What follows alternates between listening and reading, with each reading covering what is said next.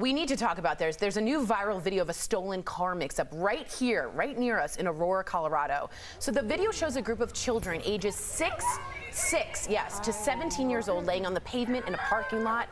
Some are screaming for their mother. The 17-year-old and 12-year-old were handcuffed. A woman on the other side of the car is being led away in handcuffs.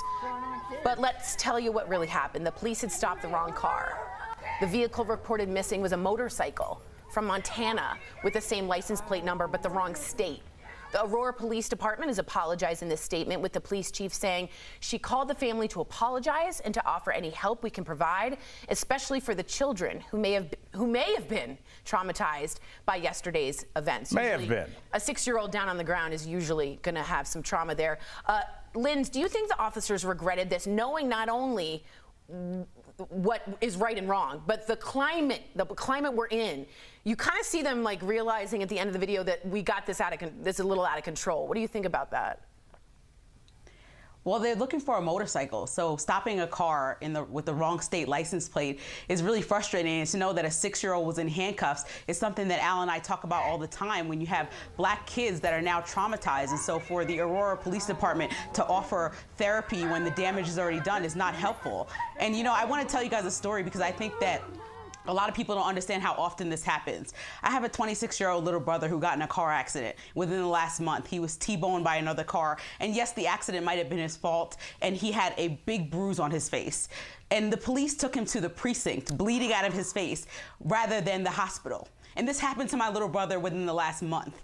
And so when I'm watching this video and watching it happen over and over again, people better not be confused about why we're screaming Black Lives Matter, because what's going on now is really disgusting, and it's not stopping at any rate.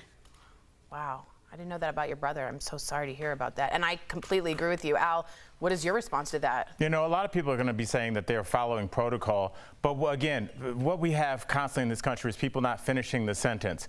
They're following protocol, comma, but they're following protocol for the wrong thing. Tori, if I come up to your house with a cement mixer and dump it through your front window, and I say I'm following protocol for a new house foundation, you say, I've never called about this, who are you? Yes, both can be true. Yeah, that's a great point. I'm following protocol, and you didn't call for anybody to build a new foundation in your home.